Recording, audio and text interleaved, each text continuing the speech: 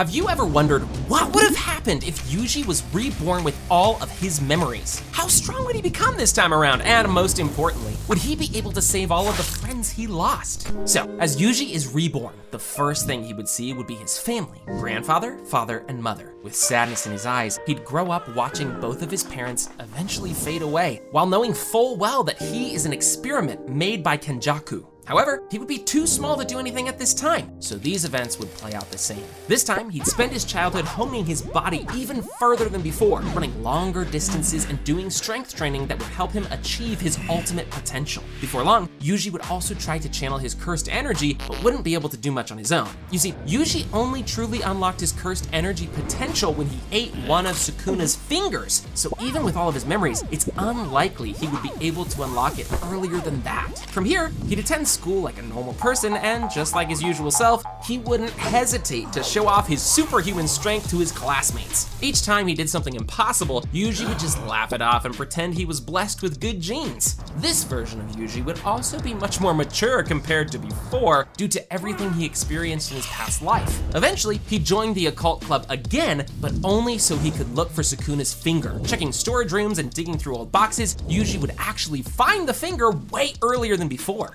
As months go by, Yuji would spend even more time with his grandpa at the hospital. He wouldn't bother telling him about his rebirth, and his only goal would be to spend as much time with him as possible. Eventually, when the time comes, his grandpa would give him the same speech as before, telling him to help others. After exiting the hospital, Yuji would immediately confront Megumi outside, which would catch him completely by surprise. However, before Megumi could do anything, Yuji would let him know that he already ate Sukuna's finger. Not knowing what the hell was going on, Megumi would attempt to fight, but Yuji would raise his hands and ask to be escorted to Tokyo Jujutsu High. Megumi would be completely stunned that some random teenager knows about all this. In order to persuade Megumi that he was on his side, Yuji would continue talking, explaining how he and Megumi were actually friends before and how he got sent back in the past. Still skeptical about everything, Megumi would keep his guard up and decide to question Yuji about what exactly he knew. But this is where Yuji would make one big mistake. You see, without hesitation, Yuji would name all the other students in Tokyo High. And just imagine this from Megumi's perspective. A random guy appears and starts naming all of your secret comrades that nobody should know about. Of course, you would think he is a villain. So without wasting any time, Megumi would immediately teleport behind Yuji and knock him out. Confused, Yuji would soon wake up again right in front of Gojo. Now, before I explain what would happen next and all the crazy things Yuji would do in this scenario, I want to tell you guys about Blue Protocol Star Resonance, the sponsor of today's video. Star Resonance is an MMORPG with a stunning anime open world. In it, you can create your own unique hero, team up with friends to go on missions, or simply relax and explore. Star Resonance Season 2 has started, and right now you can claim some exclusive login rewards. These are really valuable for both new and returning players. Season 2 also brings a brand new map into the game, Bahamar Highlands, filled with new monsters to fight like giant lizards and goblins. A new main storyline is also coming with this map, where you'll be able to gradually uncover the secrets behind the Highlands. There are also 6 new dungeons and 3 new raids coming with the new season, which you can clear with your friends. But that's not all, because there's also an update to the homestead system, allowing you to freely decorate your personal space and host parties there. And if you want to change things up, you can also participate in new social events like Charming Fish Parade and Bourlet Night Parade, available throughout the week. Honestly, there has never been a better time to get into Star Resonance. If you download the game now using my link in the description, you'll instantly reach level 60, allowing you to immediately jump into all the fun content this season has to offer. Even though he'd be tied up, Yuji wouldn't resist this time. Determined to figure out what's happening, Gojo would then decide to test Yuji's combat abilities. With his ropes untied, Yuji would be forced to deal with some of Gojo's weaker attacks. He would do pretty well at this and would even counter one of Gojo's punches with a black flash, which would make the entire room shake. Impressed by Yuji's skill, Gojo would finally decide to hear him out. It's here that Yuji would explain everything to Gojo. He would start by telling him how he was reborn with all of his memories and knows exactly what will happen in the future. He'd also immediately tell Gojo everything about Kenjaku, Sukuna, and his birth. Although Gojo is usually the calm one, all of this information would even take him off guard, and he would decide to take a closer look at Yuji using 6 eyes. Confirming that Yuji actually ate Sukuna's finger and isn't lying about that, he'd eventually decide to trust the boy. At least, for now. Together, Yuji and Gojo would then agree that it'd be best if Yuji were to enroll in Jujutsu High all over again in order to continue sharing intel on future events. Next, Gojo would introduce Yuji to the school's principal, Yaga, and this time, Yuji would easily destroy his cursed dolls without even breaking a sweat. The next day, Gojo, Megumi, and Yuji would visit Nobara like they were supposed to, and the events of that arc would play out pretty much the same. However, around a month later, Yuji would face one of his toughest challenges so far. You see, at this time, the first years went on a mission to evacuate the detention center, and it's here that Yuji was forced to form a pact with Sukuna in order to survive. To avoid that scenario from playing out again, Yuji spent the entire month prior preparing himself and honing his cursed energy so he wouldn't need Sukuna's help. With the memories from his past life, along with the special training from Gojo, this version of Yuji would be much stronger than he was in the original story. Now, the special grade curse they encountered in the detention center was definitely super strong, but still, with all of Yuji's knowledge and abilities, I think he'd eventually be able to exorcise it without Sukuna's help. After eating the finger he extracted from the curse, he'd find himself in his mind's inner chamber, face to face with the king of curses. As usual, Sukuna would immediately demand that Yuji set him free, but would be surprised when Yuji flat out refuses. Sensing that Yuji seems familiar somehow, Sukuna would access Yuji's memories and immediately realize what was happening. Remember, even in the main story, Sukuna was able to access Yuji's memories and thoughts to some extent. So I think it's safe to say that he would immediately figure out what's going on this time. Aware of his rebirth, Sukuna would scoff at Yuji and order him again to let him out, or he'd do it himself sooner or later. Yuji would confidently smirk at the villain and promise Sukuna that there's no way he'd ever be allowed to be free. Being shook back into reality by Megumi the next morning, Yuji would realize he was already back at the school. Shortly after, he would get visited by Gojo, who would mention how Yuji's actions at the detention center raised the higher-ups' suspicion. However, since he never cared about higher-ups anyway, Gojo would just tell Yuji that he'll handle it and not to worry about it. Gojo would also ask Yuji if he ate another finger, since he had more cursed energy stored up inside him than before. Yuji would explain how it's best to let him handle the fingers like that so they wouldn't fall into the wrong hands. Although concerned, Gojo would understand but also warn him about the possibility of accidentally manifesting Sukuna by eating too many fingers. Before taking his leave, Yuji would warn Gojo about Jogo, telling him about their battle beforehand and asking Gojo to bring him to the battlefield once the fight starts. Now, it's important to mention that in this timeline, Yuji would attempt to talk to other cursed spirits and reason with them instead of just fighting every time. Having all of his memories from before, Yuji would know that not all cursed spirits are bad, so he would want to try to talk to them first and persuade them not to hurt humans. Soon, Gojo would take him straight to Jogo, where he'd ask the curse to set aside his pride and listen. Yuji would then tell Jogo everything he knows. He would also tell him how Sukuna might kill him in the future, which would leave Jogo confused. Yuji would then explain how Kenjaku can't be trusted and how he is going to betray Jogo in the end. Jogo would listen to this very carefully, but ultimately, it would all be in vain, because as soon as Yuji finishes talking, Jogo would rush at him.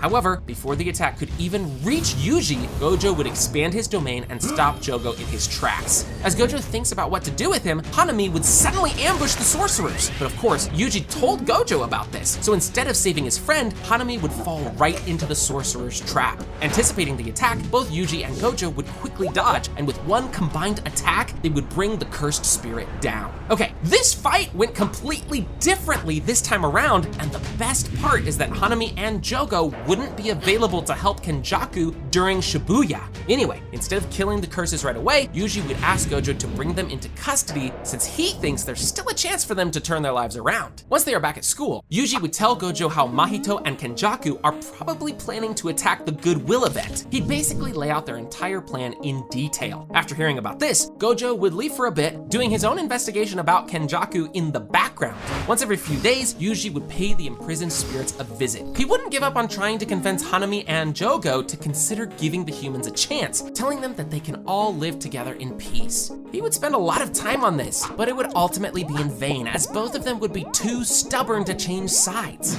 A month would pass by, and Gojo would decide to send Yuji and Nanami on a mission to a movie theater, same as in the original story. Although this was just some random mission for Yuji in the main story, this time the mission would be special to him, as this would be his chance to save Junpei. So during the mission, things would go mostly the same, with Yuji pretending to be clueless and hiding his true strength. This time, Yuji would see Mahito paying Junpei a visit in the cinema and follow the kid back to his house. After Junpei got home and went to bed, Yuji would hide nearby, vowing to protect him and his mom this time around. Eventually, he'd spot a cursed spirit heading toward the house. Before it could even enter the building, Yuji would exorcise it with a single black flash punch. He'd also eat the Sukuna's finger that Mahito planted, making sure no more curses came to hurt Junpei. So yeah, Junpei would actually survive in this timeline and would become a good friend of Yuji. The next morning, Junpei would come clean about Mahito's offer while claiming that he never wanted to kill other people. Yuji would obviously believe him and would ask him to join Tokyo Jujutsu High so they could be classmates. He would explain how this is the best thing to do since he would be much safer among other sorcerers and would also learn how to defend himself.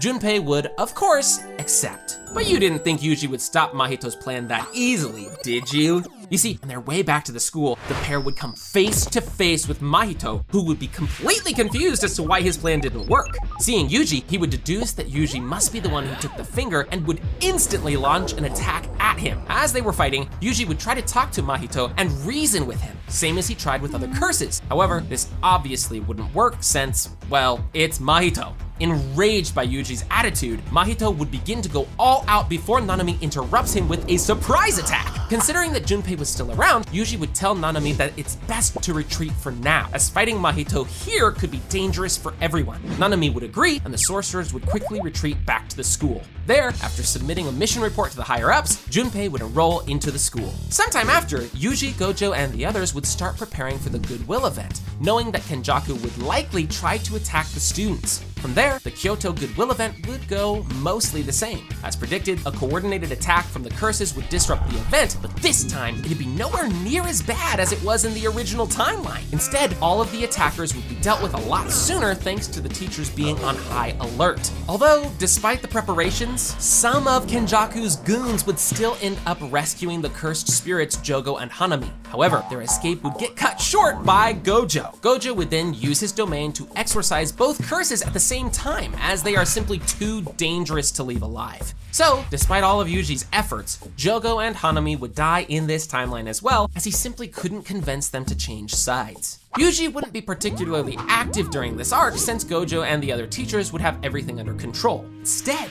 he would spend his time thinking about the Shibuya incident and trying to come up with a way to save everyone this time around. But is that even possible? Well, before we answer that, the news of the Goodwill event incident would spread, and the students would be told to prepare for an all-out war. One thing that still ended up happening in this timeline is Kenjaku stealing some cursed objects and death wound paintings from Jujutsu High. Yuji knew this was the only way he could see his brothers again, so he didn't inform Gojo or the others about it. Anyways, a few days later, Yuji would be sent on a mission to investigate the bridge victims. He decided to let things play out normally until they come face to face with his brothers, Kejizu and Eso. Even though they'd fight for a bit, this stronger and wiser version of Yuji would decide to hold back a lot and would eventually find a way to trap them. Yuji would then try to explain how they are actually brothers and that Kenjaku is the real enemy. Both Kejizu and Eso would immediately start laughing and ask Yuji what kind of trick is he trying to pull. Meanwhile, Nobara would also start questioning what Yuji is doing and would ask him whose side he's even on. In order to gain his brother's trust, Yuji would apologize to Nobara and then proceed to instantly knock her out. Confused about what the heck happened, Eso and Kejizu would decide to hear Yuji out further. This is when he'd explain everything to them. He'd explain how he was born, everything about Kenjaku, the death paintings, and how Eso and Kejizu were the closest thing he had to blood relatives. After hearing all of this, the death paintings would feel something deep inside them. They would know that Yuji wasn't lying, but would also be confused at the same time. This is when both of them would decide to flee in order to regroup with Chozo and figure out what was going on. Before they leave, Yuji would yell at them to meet him in a couple of days near Jujutsu High. A day later, the first year trio would meet up with Gojo together. Nobara would instantly complain to Gojo about Yuji and how he called some monsters brothers. Gojo, already knowing about Yuji's birth and death paintings, would just tell Nobara that he'll take care of it. Before we move on to the next arc, one thing I want to mention is that this time around, Yuji would tell Gojo that Kokichi is the one who betrayed Jujutsu High by giving Kenjaku information. Yuji would then explain how Kokichi isn't really a bad guy and would ask Gojo to lock him up until Kenjaku is dealt with. Gojo would do exactly this, which means that Kokichi would survive this time around. After that, Yuji would spend the next few days keeping watch around Tokyo High, hoping that Chozo and his brothers would arrive. And after almost a week, it would finally happen. Happy to see Chozo again, Yuji would greet his brother, but Chozo would tell him to back off, still not convinced Yuji was telling the truth. However, after speaking to him in person, Chozo would get the same memory of Yuji he did in the main timeline. He'd instantly feel the brotherly bond between them and would hug his brother, along with Eso and Kejizu. It's here that Yuji would finally ask the brothers to betray Kenjaku and join his side. The brothers would argue at first, telling Yuji that there is no way they can work together with other humans, but Yuji would remind them that they are half human. After hearing this, Chozo and the others would shake hands with Yuji, promising to stop Kenjaku together. This is when Chozo would inform Yuji of Kenjaku's plan to imprison Gojo, but Yuji would obviously already know this. Yuji would then ask his brothers to play along with Kenjaku's plans, but eventually sabotage them when the time is right. The brothers would agree to this, and they'd soon part ways, promising to meet each other again. Soon enough, the night of the Shibuya incident would arrive, and the barrier would spread over the city. Despite the lack of manpower, Kenjaku and Mahito decided it was best to go forward with the plan using the help of other powerful cursed spirits and freelance sorcerers. Same as in the original, Gojo would be the first one on the scene. He would crash into the domain like it's nothing, while Yuji would be stationed outside the barrier with Nanami's team. Inside, Gojo would make a beeline toward the lower levels of the station in order to look for the barrier caster. There, he would find Chozo and his brothers waiting for him. Gojo would pretend to chase them for a while until they arrive in the dark tunnel where they can talk without anyone listening in. Of course, Gojo would know that these guys are on his side now after Yuji explained the situation. The curse paintings would then share the whereabouts of the barrier caster as well as intel on Mahito and Geto's movements. Chozo would even go so far as to thank Gojo for taking care of his younger brother. With a smile, Gojo would part ways with the brothers, thanking them for the information. Using Limitless, Gojo would effortlessly make his way to the Grasshopper Curse, defeating it easily and lifting the barrier way earlier than in the original story. Once it's lifted, Yuji and the others would enter the station in order to assist with the mission. Knowing Mahito's plan in advance, Gojo would arrive at his location much earlier and engage him in battle. Now, you may think Gojo would defeat Mahito very easily, but that's not really the case. You see, despite being much stronger than Mahito, Gojo would also have to deal with a bunch of transfigured humans at the same time, which would make this battle a lot tougher for him. Anyway, while Gojo is busy on the other side of the station, Yuji would suddenly get knocked out by someone from behind. Waking up sometime later, Yuji would find himself tied up by Kenjaku inside an abandoned subway cart. Kenjaku would then tell Yuji he had a feeling the kid knew way too much. It's almost as if Yuji was predicting all of his movements somehow. This is why Kenjaku changed his original plan in order to catch the kid. After mocking Yuji for a bit, Kenjaku would forcibly open his mouth and shove a bunch of Sukuna's fingers straight in. He'd then begin to laugh and state how he'd been wanting to revive the King of Curses this entire time. Forced to swallow so many fingers at once, Yuji would be overwhelmed and everything would fade to black. Kenjaku would start monologuing to Yuji about how once Sukuna regains his senses, the world would be thrown into chaos that would fuel the Great Merger, which was his plan all along. Meanwhile, on a different floor, Gojo would still struggle dealing with Mahito since Dagon would also come to give him an assist. Having a ton of people blocking his path, Gojo would be forced to go all out and use his domain expansion to finally bring them down. Although this would kill some innocent people in the process, Gojo would deem it necessary and would soon eliminate both Dagon and Mahito for good. However, suddenly, an eruption would catch Gojo's attention as intense flames shoot out all the way to the sky. Immediately after, a domain would open up and scorch everything nearby. Narrowly escaping death, a charred Kenjaku would appear, laughing hysterically. Following him, Sukuna would ascend, having now completely taken over Yuji's body. In an unexpected twist, Gojo would find himself facing off against the strongest being on the planet a lot sooner than he expected. Calling out to Mei, he would tell her to make sure the other sorcerers and civilians immediately evacuate the area. However, before she leaves, Gojo would also ask her to send a special message to someone. Anyway, as the buildings crack from the overwhelming weight of Sukuna's presence, a flurry of slashes would immediately cut through Gojo's body. Thankfully, he would use his reverse curse technique in time to heal himself. Nearby, Kenjaku would attempt to make his escape during the commotion, only to be intercepted by a special someone waiting for him. That's right, Yuta. You see, since Gojo knew about the Shibuya incident this time around, he would make sure to bring Yuta back early so he would be able to help them during this mission. Since Kenjaku was already injured from his encounter with Sukuna prior, Yuta would have no problem finishing him off, same as he did in the original story. After his victory, Yuta would kneel down and reach into Kenjaku's pockets, taking a mysterious item the villain was carrying. What is it exactly? Well, you'll see really soon.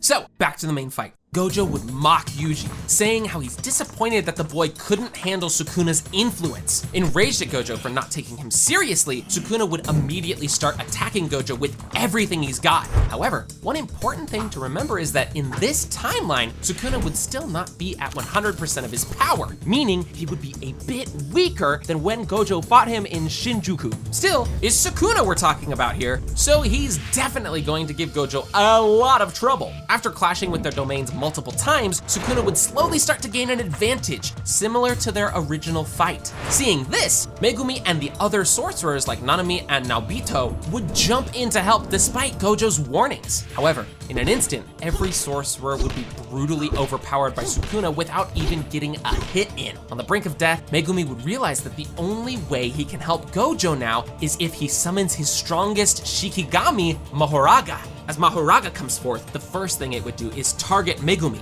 However, something would step in its way. With a kick, Gojo would send the Shikigami flying straight into Sukuna, who would look unamused by the weak creature. Using Dismantle, Sukuna would cut Mahoraga into pieces, only for it to recover instantly. After a brief clash with Sukuna, Mahoraga would quickly adapt and send Sukuna plummeting down into the ground. It would then jump down the hole to finish the job. While Sukuna is busy, Gojo would try to heal Megumi and scold him heavily for summoning Mahoraga. But before they could discuss further, Sukuna would emerge from the ground, visibly injured. He would start laughing, saying how Mahoraga was no problem for him and how Gojo is next. However, this is where the sorcerer's real plan would come into action. All of a sudden, Yuta would appear right in front of Sukuna, revealing the prison realm in his palm. Yeah, this is the item Yuta took from Kenjaku when he killed him. With Sukuna locked in place, the cube would begin to close around the villain. Sukuna would laugh, saying how this stupid prison can't hold someone as powerful as him.